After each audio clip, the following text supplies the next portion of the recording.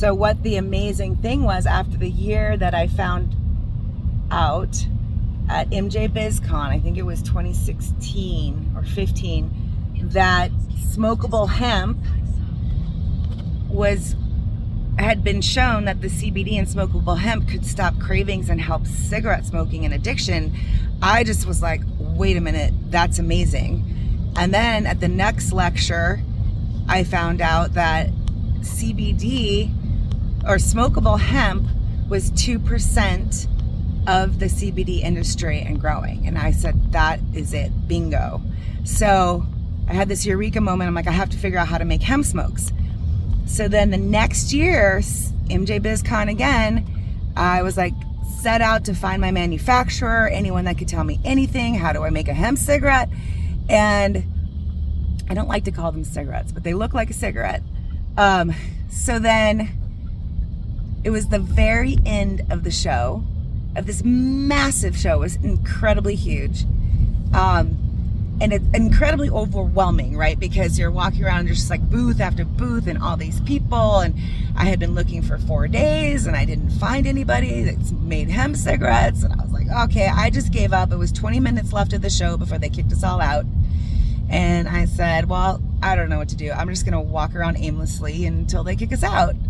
And I walked this way, I walked that way, I turned the corner, and it was like, I was like, you know, Moses parting the Red Sea. It was like all of a sudden there was clouds and light shining down on this booth, and I read the sign that says, "We make hemp cigarettes," and I was like, what? Wow. Yeah. And that's when, you know, I met my manufacturer, and it's funny because he's like, I knew when I met you that you were gonna pull it off. He's like, I meet a lot of people and say, you know, all these people talk, and there's huge people talk big game in this industry. And he's like, I knew you were the one that was gonna pull it off. So I was like, that's really sweet. And I ended up doing it. Like, I don't even know how, but local? So what? Are they local? Local? The Bay Area. Yeah, in the Bay Area. So then I, you know, we started conversations after I got home from the conference, and Kevin, by the way, was absolutely incredible in like holding my hand and answering every single question 5 times. Like, you know, my text messages were returned instantly, and just incredible, you know, company to work with. And so then he sent me, you know, the options, and he's like, here's this $10 a pound hemp. And I said, great, like that's a good price. And I was like, where's the COAs? A COA is a certificate of analysis, which is a laboratory analysis of the contents of the plant, that particular batch.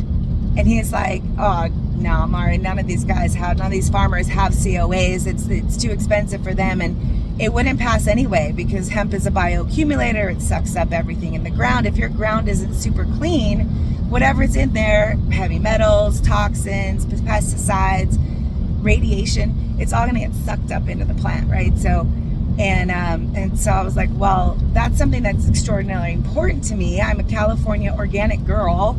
Like, everything in my house is organic. I'm not going to create a product that is subpar and have, you know, could possibly hurt people. So I searched high and low for a year. I called everyone. I called people's numbers they told me to call, and their friends, and met a lot of people in the industry. I called Colorado. I called, you know, and finally it was my partner's mom says, oh, I know this farmer. He grows hemp in Oxnard. He's a yoga teacher. He's been my yoga teacher for like 20 years. You know, why don't you talk to him? So I was like, we were so excited. So we went Oxnard, 45 minutes up the street for me. Okay, I've been calling all over the world, and we go up there to meet him. Akasha is an amazing guy, and he showed us the most. I'd never seen anything like it. It was a 77,000 square foot warehouse facility next to his USDA certified organic farm, which was the very first organic certified hemp farm in the country. country, the world, most likely. And inside, so it was like, you know, picture 20-foot ceilings or whatever, rows and rows and rows and rows of hemp just hanging and drying from floor to ceiling as far as the eye could see. I called it the Muppet Forest. It looked like you're in a Muppet Forest. And I'm like, this is amazing. And, you know, he said the price then, it was like 2018. The price was $250 a pound. It was his own genetics. It's super high in CBDs, 23%. So it was definitely worth it. And it's not cheap to grow and have a farm and a facility and everything. And I really respected him, and his hemp was incredible, but I was like, yo, bro, I will not be able to compete in this market with $250 a pound hemp, as incredible as it is. USDA certified organic.